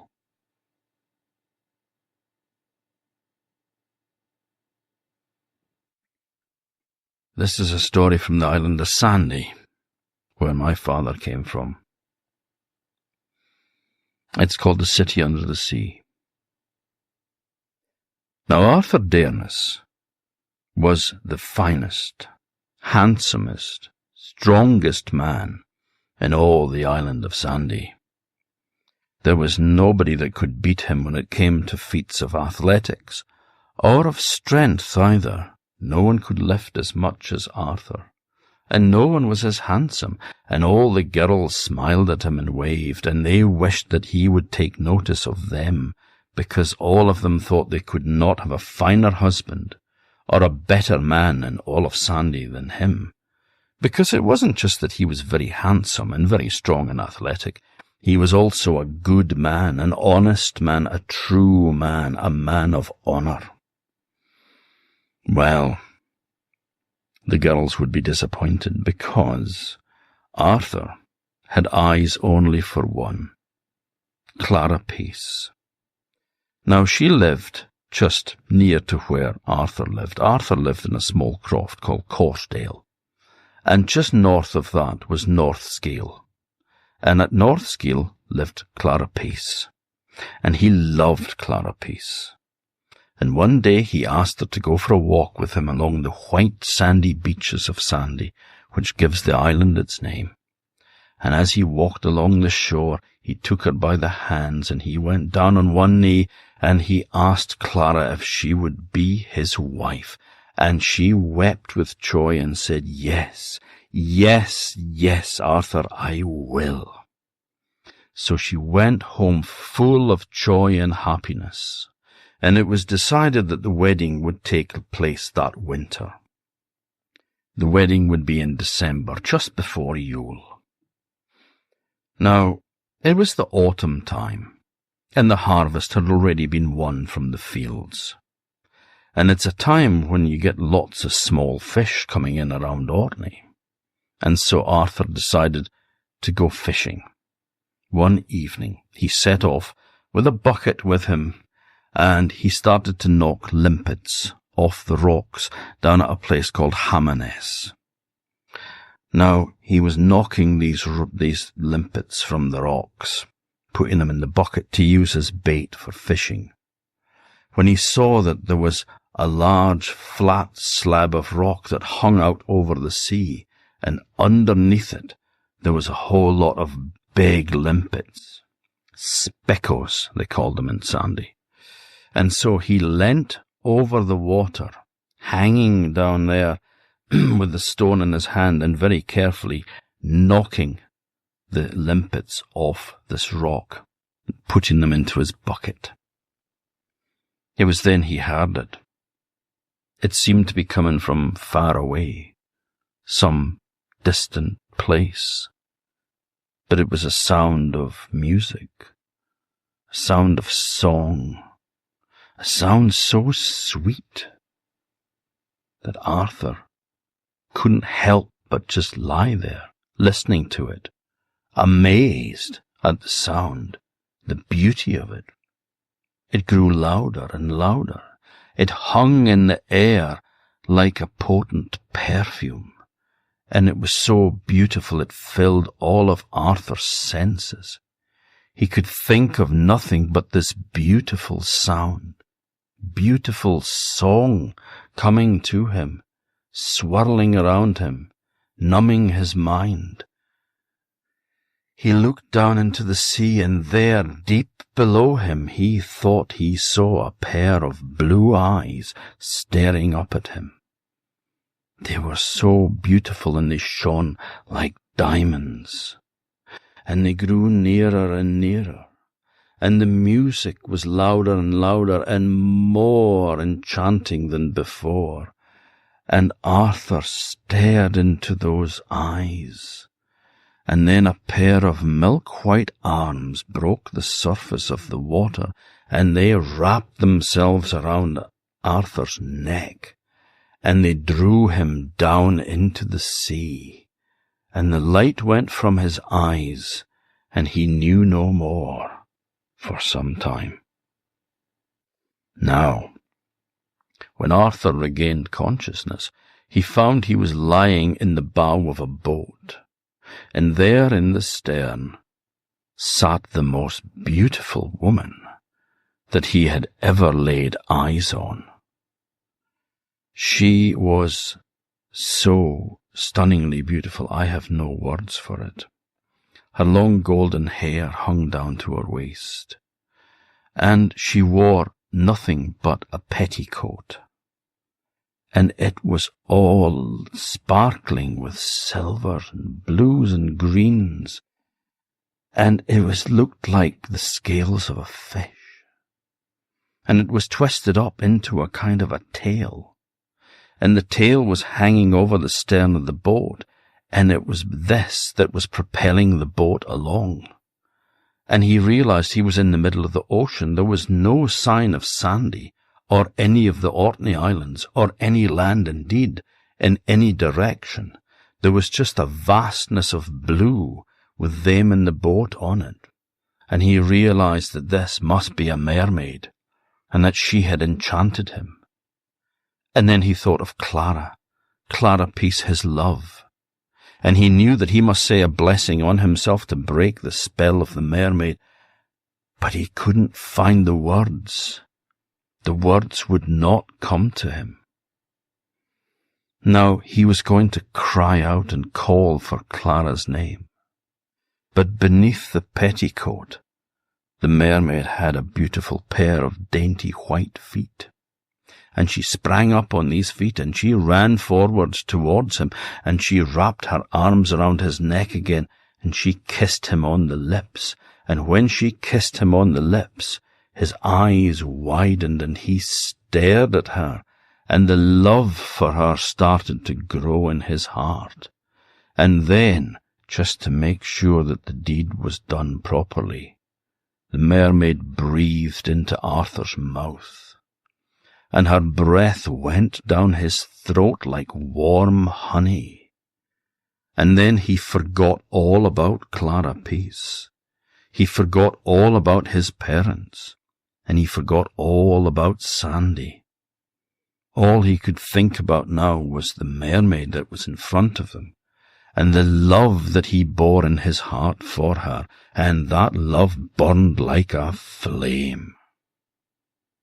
Well, she went back to her position in the boat, tail over the side, propelling them along again. And Arthur, now not bearing to be parted from her even for a moment, went and sat next to her and cuddled into her. And she stroked him, and she sang a quiet little song to him as she petted him and stroked his head. And he curled up like a bairn with his head in her lap, and she stroked his hair and sang to him, and all the time she was looking upwards, looking up into the sky. By this time it was getting to be dark, and the mermaid was looking for a star, because mermaids have remarkably keen eyesight. And she saw a star, a bright star, right up in the heavens, and she positioned the boat right underneath that star. There was no way that Arthur could have seen it, but she did. And then, in a voice like clear crystal, like the sound of running water, she said, "Sea, sea, open to me, open the door to Auga." That was the first time that Arthur had heard the mermaid's name. Her name was Auga. And the sea around them, which had been calm, started to become agitated. The waves started to rise, and beneath them there opened a hole in the water like a whirlpool. And the boat dived down into it, carrying the mermaid and Arthur with it. Arthur started to panic, thinking that he was going to drown now. But then he discovered, to his amazement, that he could breathe under the water just like a fish. And Auga, the mermaid, steered the boat, steered it down to the bottom of the sea, and eventually Arthur could see that there was a town appearing before them. Larger than a town, it was a great city, and it was so beautiful. The buildings were made of crystal and coral, and it dazzled him to see it. It was so lovely. And the boat sped down to the city, and it glided to a halt right in the middle of a great city square, surrounded by magnificent buildings, the likes of which Arthur had never seen before. "Welcome to Finfolk," said Auga. "This is the land where you will now live. You will live with me and with the Finfolk, and you will become a very important man down here. You will be a lord of this city, a wealthy and important figure." And she led him by the hands towards a large building. Outside the door, 2 mermaids were sitting, and they were grinding on quernstones, on hand mills. They were turning the mills and grinding. But instead of grinding corn like they would do back home in Orkney, they were dropping pearls through the hole in the middle of the top stone, and grinding the pearls into fine dust that glittered beautifully. Well, they went in, and Auga left him in a chamber all made of silver, and he sat there waiting for her to return. Now in a short time she came back, and her beauty dazzled him. She was wearing now a golden dress, and she looked even more magnificent, even more like a queen than she had done before. And she said, "We are to be married, you and me, but you cannot go before the Finfolk dressed the way you are. Here." And she gave him a robe made of silk to wear. She opened a great chest and took out the robe and gave it to him. He undressed, and he put on this fine robe. And then 2 mermaid servants came in, and they washed his feet very carefully. They'd taken off his old rivlins, this leather shoes he was wearing, and his knitted stockings. and they washed his feet very, very carefully and very gently. And then they dried them very carefully as well, and they rubbed his feet and his lower legs with a sticky ointment, and then they cast the pearl dust on it, and it stuck to them, and it shone. It shone like the moon shines on a frosty night on frozen snow. It was very beautiful, and then he was led by the hand by Olga into a great hall. This, she said, is the Finfolk's Foy Hall, and here we will celebrate our wedding feast. Well, when they entered, all the Finfolk stood up, and all the mermaids there as well stood up on their legs, for they have legs there under the sea. And they all gave a great cry of welcome for him. And he was led to the top table where all the most important people were, and he was sat next to Auga. And then food was brought. There was many dishes, things that he had never seen before.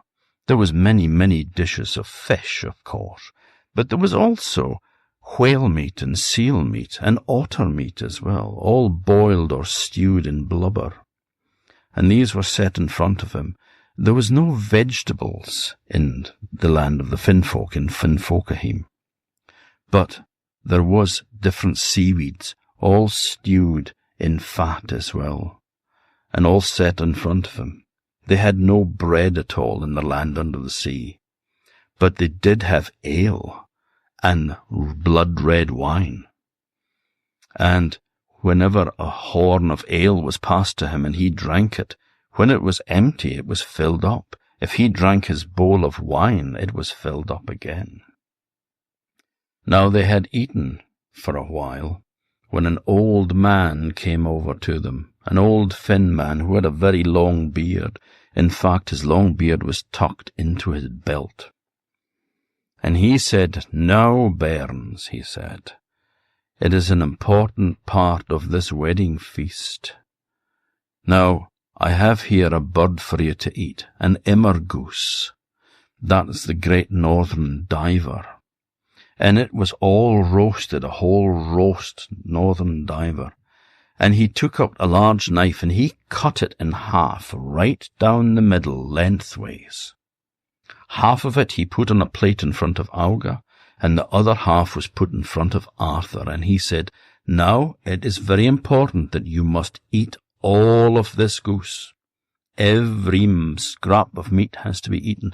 Every bone has to be picked clean. Your future happiness depends on it, so eat well."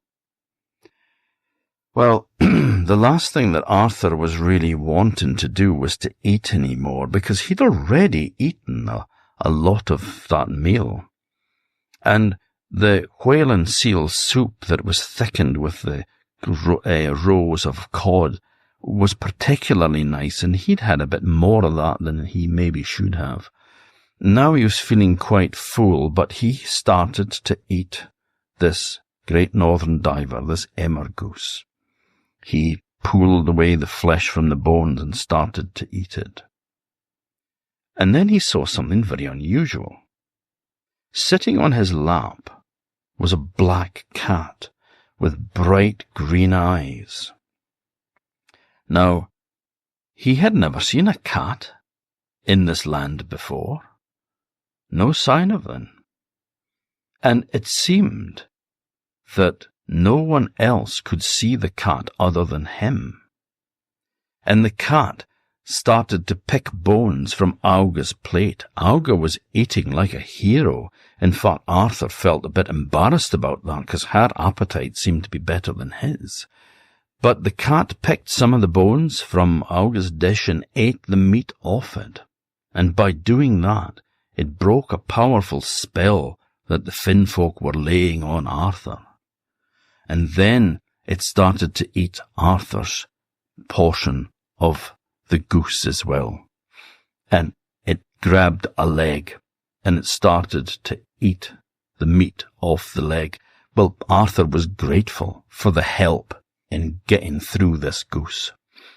And once it was finished, The man came back again, and he examined both dishes, and he saw that each bone was there, and each bone was picked clean. And he says, "This is an important part of your wedding ceremony, and it has been passed successfully. And now I must give you the wedding horn to drink." So a large horn was handed to Auga, full of blood-red wine. And she drank half of it down. She drank it fast, and she drank it good, and then she handed it to Arthur. Now Arthur could smell the wine, and it smelt lovely. But as soon as he raised the horn to his lips, the cat on his knee struck the bottom of the horn with its head, and it spilt the wine down the front of Arthur's chest, between his chest and his robe. Well, he cursed the cat because he wanted to drink this, and he started to try to drink again, but again the cat hit the bottom of the horn with its head. More was spilt down his front. Every time he tried to drink, the cat knocked the horn from his hand and spilt the wine. But eventually, when the horn was empty, Arthur handed it back to the old man, and the old man looked at it and said, "It is dry." And now this part of the wedding ceremony has been successfully concluded. And now we shall dance. But first, he said, and then mermaids and finmen attendants came over to Arthur and to Auga, and he carried them over to where a beautiful carpet was laid on the floor, and they were rolled up in the carpet and rolled backwards and forwards many times.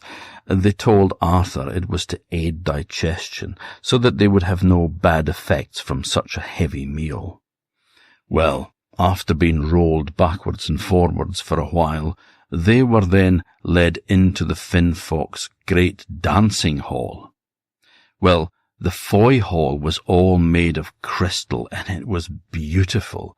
But when Arthur came into the dancing hall, he gasped in amazement at the beauty of it, because along the walls there were curtains, all shimmering and dancing, and they were no ordinary curtains. This was no cloth. They were the aurora borealis, the northern lights, the merry dancers in Orkney, and they were kept in perpetual motion, shimmering up and down by the magic of the Finfolk. He had never seen anything so beautiful in his life, because they shone with all colours. There was blues and reds and greens and whites and yellows, and they were all in perpetual motion, curtains of them rising up and falling, most beautiful. And then they danced there that night, and the ale cogs and the horns of wine were never far away, and Arthur drank deeply of them. And all the time he couldn't keep his eyes off Auga. She was so beautiful. Well, when the night was wearing done, there was 2 mermaids came with a cushion, and Auga sat on the cushion, and the 2 mermaids picked her up. And 6 other mermaids went in front of her, and 5 behind her, and they carried her to the bedchamber, a large golden room. And there Auga was undressed and put into bed. Well, then there was the same thing happened to Arthur, only it was 2 Finmen who carried the cushion on which he sat, and 6 went before him and 5 after them. And he was undressed and put into bed next to Auga. And then the 13 mermaids and the 13 Finmen, they all danced around the bed, and they danced out the door, and they closed it, and they left them alone. Well, Arthur could see that the black cat was back. It ran up and chomped up onto the foot of the bed, but it climbed under the blankets, and he could feel it crawling up the bed between them. And then it seemed to change shape, and it turned into a huge long eel, and it lay between them, between Auga and Arthur. Now Arthur had been dying all night to get his hands on Auga, and he reached over a hand now to put it around her, to caress her, hold her next to him. But as he did that, the eel bit his hand. Ow! So he had to pull it back. He tried again to put his arm around the mermaid, but again the eel bit it. Every time he tried to touch the mermaid, the eel bit his hand. Well, he cursed that eel. But, he had drank so much of the ale and the wine that he just fell into a deep, deep sleep. And as he drifted off, he could have sworn he heard that eel whispering sweet nothings into Auga's ear. Well, they got up at getting up time. You see, there's no day or night in Finfolk. And so they got up and they ate a fine breakfast. And then the young Finn men asked if he would like to accompany them and go hunting, and he said that he would enjoy that very much. So they set off. They rode on seahorses, and they went using otters and seals as their dogs, and they went and they hunted all the creatures in the sea, all the fish they hunted. And then they came back, and a great feast was prepared, and more drinking and more happiness. And during his time there as well, then Arthur would go and wander around and look around the place. And all the buildings were made of coral and crystal, and instead of having gardens with flowers in it, they grew brightly coloured seaweed. And the little fishes, brightly coloured little fishes, swam among the seaweed, just like birds fly among trees with us. And he was so happy there. There was a great horn as well that was positioned on a hillside. And when the Finn men blew that horn, then all their herds drove the whales in to be milked. Now, the whales and the sea cows were all driven in, and the mermaids went with stools, and they sat and they milked the cows and the whales. The Finfolk value and love very much the milk of whales. Now everything was just going lovely, and Arthur spent his days sitting, cuddling his mermaid and kissing her, and just looking at her and thinking how beautiful she was and how happy he was, and how he had never been happier in all his born days. Now in Sandy, things were different. When Arthur Dearness had failed to come home from the fishing, his family and friends set off looking for him, but there was no sign of him. They found his bucket of bait sitting down at Hammoness, and no trace of him. They worried that he must have fallen in the sea and drowned, and they searched the coastline around there, but there was no sign of him. Not a hair of his head was seen. Well, news was brought to North Skaill, brought to Clara Peace. Arthur's gone, missing. Might be dead, might have drowned. We don't know. Clara didn't say a word. Clara didn't cry either. The tears wouldn't come. The tears weren't invited. She sat there like she was in a daze, in a dream. She was in a dream, but the dream that she was in was a nightmare. She was shocked to the soul. She couldn't speak. She couldn't eat. And she couldn't cry. She sat there like she was dead. It was as if she had died at the moment that Arthur had. Now, there was an old woman who lived in the area, and she was Clara's Aunt Marion. Now, an Aunt Marion was a term that was applied in Orkney to spaewives, to witches. and she was seen as a spaewife, or a wise woman. It would be better to call her a wise woman, because she knew magic, but she only used it for good. She never used any magic for any ill. And she lived at a house called Grindley, and she was just known as the good wife of Grindley. Now, they went to Marion, and they told her what had happened, that Arthur had disappeared. "Well, maybe he has, and maybe he hasn't," she said. "We'll see."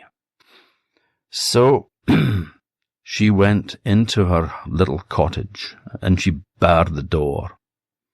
And what she did there that night is not for me or you to know, but magic was in the air. And she came out the next day covered in sweat, drenched in it, and tired, exhausted, like she had been toiling hard all night. And she rode her horse up to Corsdale first to Arthur's parents, and said, "Do not grieve for your son, for he is alive yet, and by God's will we will get him back here yet." Well, they shook their heads sadly. They didn't believe their son was alive. And then she rode to North Skaill, and she went to see Clara, and she said, "Clara, your man is alive. I will fetch him back for you yet, I give you my word." Whether Clara ever heard those words, it's impossible to say, because she just sat there, numb, silent. Now, time passed, and down in Finfolk, and Arthur was still sitting, with his mermaid sitting on his lap.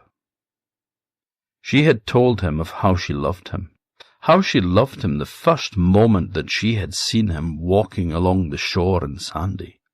She had fallen in love with him as soon as she had seen him, and she wanted him, and now she had him. Well, he was saying how much he loved her too.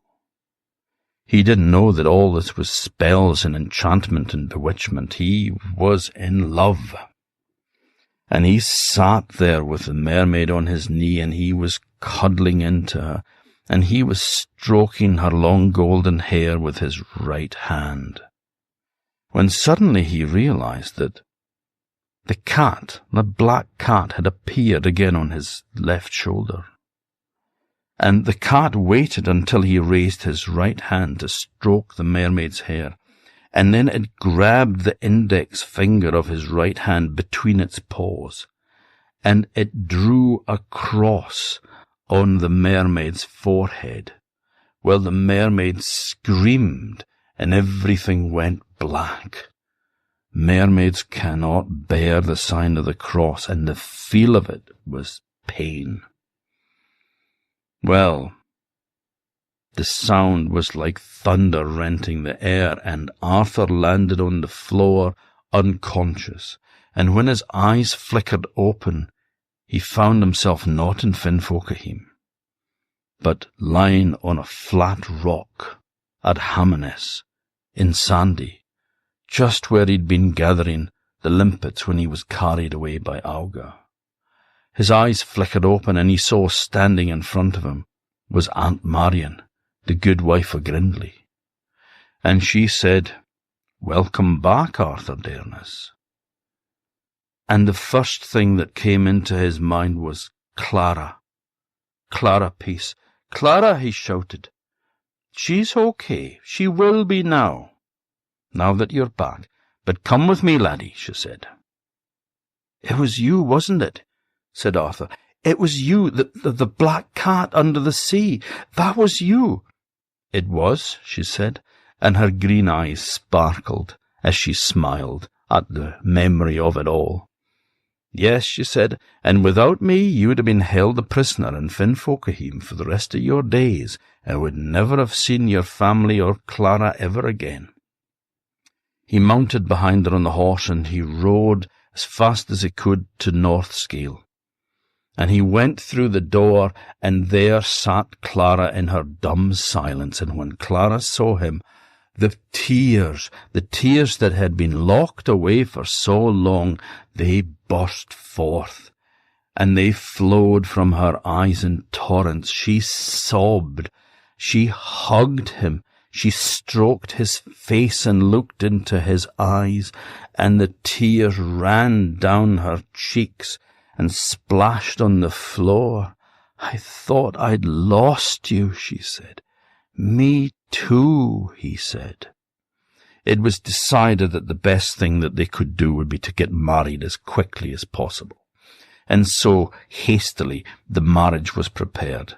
They went to the kirk, and they were married, and people said that there was never a bonnier couple seen in Sandy as Clara Peace and Arthur Dearness.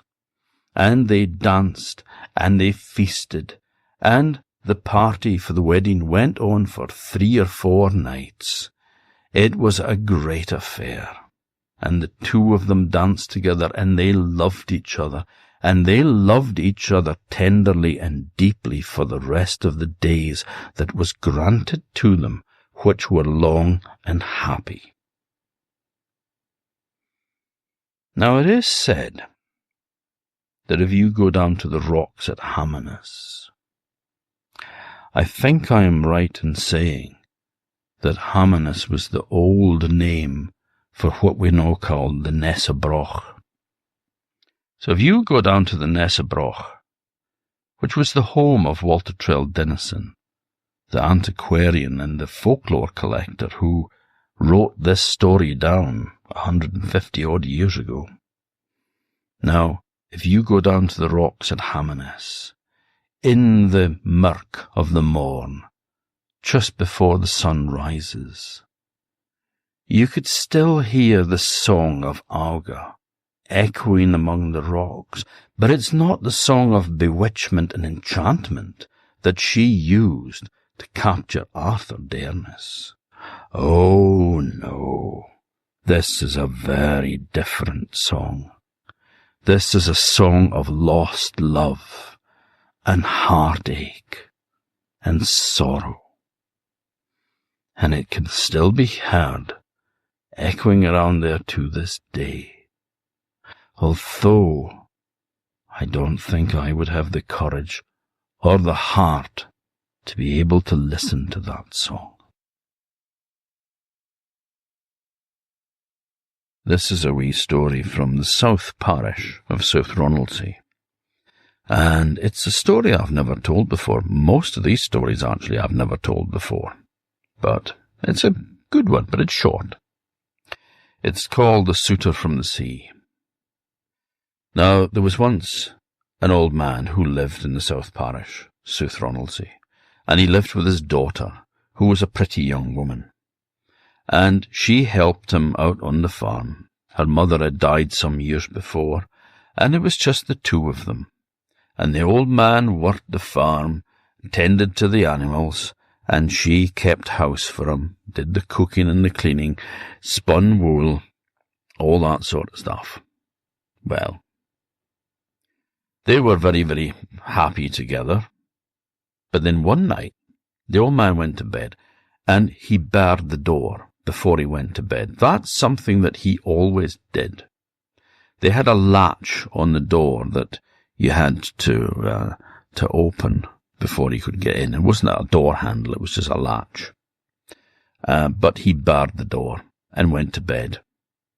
Well, his daughter wasn't ready to go to bed yet. She was still sitting by the side of the fire doing some knitting, when suddenly the door bar slid back by its own accord, and the latch clicked open, and in came a strange man. He was a tall, muscular man with dark hair and a black moustache and beard. And there was something about him that the girl didn't like. There was something about him that made her feel uncomfortable. He was dangerous in some way. And he came over and he sat next to her and he spoke to her. And she spoke to him and he sat there all night, speaking away to her. Well, he didn't leave until just before the dawn. And then he made his he said his goodbyes, and off he went.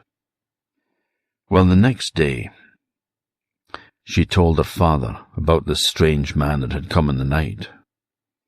And the father, from what she described him and everything, thought, "This is not a mortal man. This must be a man from the sea, what we call Fin men. Well," he thought, "they live under the sea. They have a whole breed of blue cattle as well that lives under the sea." He'd heard about stories of them before. So he hatched a plan. And that night he barred the door, the same as he always did.